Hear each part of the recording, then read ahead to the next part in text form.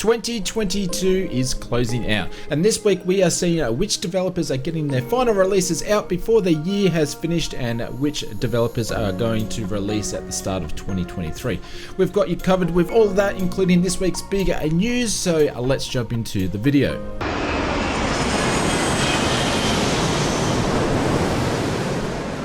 Before we jump into this week's announcements, in these videos we try to bring you all the flight sim news in one place, so if that sounds right up your taxiway, please click that subscribe button, as 70% of people that watch the Oz Flight Simmer channel are not subscribed yet. By subscribing, it really helps support myself and keeps the channel growing and growing, and I just want to say a big thank you to everybody for all your support in 2022, and we're planning to have a bigger and even a bigger 2023, so thank you very much.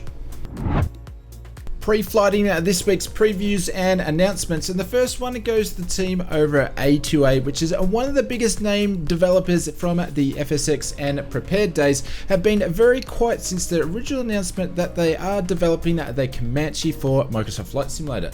The A2A team mentioned they have been focused on their Microsoft projects, and they have not taken any military contracts for the last 2 years. A2A has been 100% focused on bringing their AccuSim technology to Microsoft Flight Simulator, and it has been non-stop. Unfortunately, this has taken a little bit longer than what they first anticipated. If you're not familiar with A2A's AccuSim technology, it's a physics engine for all different aspects of their aircraft, and as they mentioned, it's far more advanced in Microsoft Flight Simulator than it has done in their previous other simulators such as P3D and FSX. The Comanche should hit a beta within days, and of course we're going to keep you posted on any more development news from the A2A team. Bluebird Simulations has dropped another update for its in development a Boeing 757 aircraft. The team this year have been pretty active when it comes to updates on this project and plan to bring the 757 to the sim in 2 different versions. The first version is going to be a highly detailed version with detailed systems, and the second version is going to be a bit more of a jump in and fly for more entertainment. This week the team demonstrated a high level of detail that they are striving for with a teaser video showcasing the 757 following a DME arc with active VNAV and LNAV modes and an autothrottle. Bluebird Simulations have mentioned there is many more development days left with this project, and they are planning still to bring it to a release before the end of 2023. Just Flight is back in the news again this week, and the team has confirmed that FS Traffic will not release in 2022, and it's been pushed back to the start of 2023.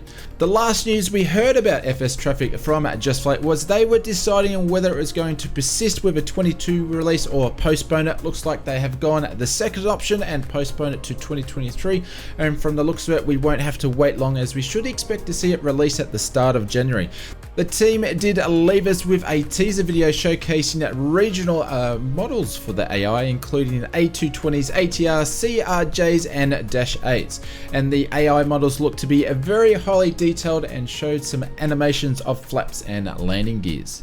Cowman Simulations, hopefully I said that correctly, this week announced they are bringing the Bell 206 Bravo 3 to Microsoft Flight Simulator. The team is known for developing helicopters over in X-Plane 11, and they now have announced their aim is to bring the Bell 206 Bravo 3 to the sim this month. They confirmed they would release on PC and Xbox, but not sure if they'll release on Xbox at the same time. However, we will see a release on the console very soon.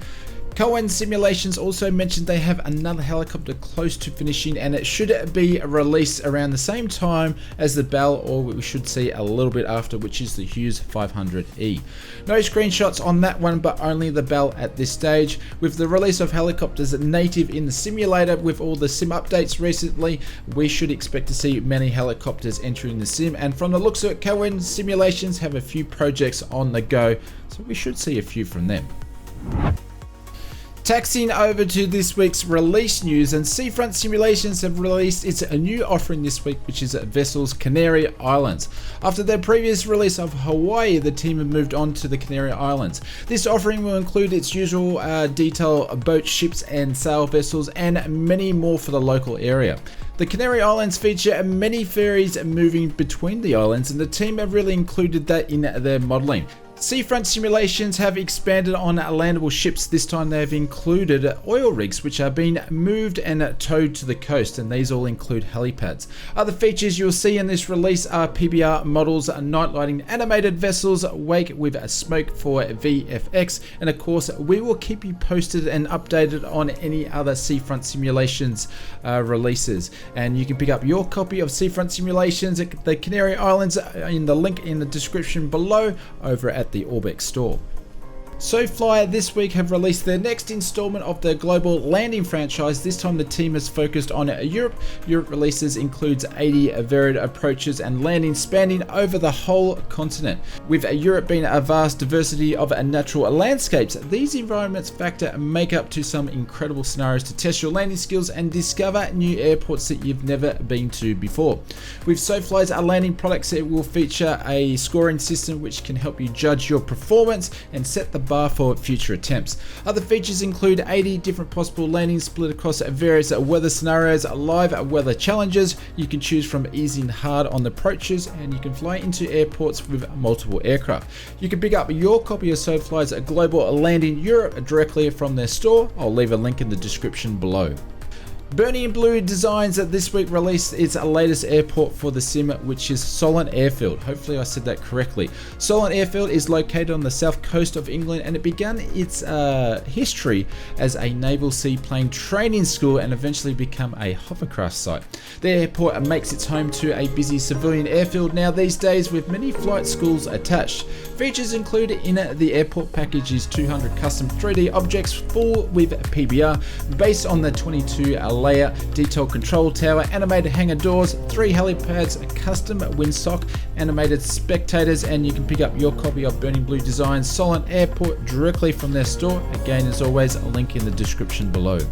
Apex Gaming PCs and the Oz Flight Sim channel have partnered up to create a range of gaming flight sim PCs tailored to flight simulation pilots in mind. The private pilot and the commercial pilot range has been designed to provide a great frame rates if you are on a budget, or if you're an experienced simmer and want to take your simming to the next level. You can even customize to suit your virtual pilot needs. Links in the description below if you want to check out the new range of Oz Flight Sim PCs, the private pilot and the commercial pilot. Lining up and waiting for this week's sim update news as the Microsoft Flight Simulator team take a break over the holiday period. The team is expected to be back into early January, but they still are updating the in-sim marketplace releases.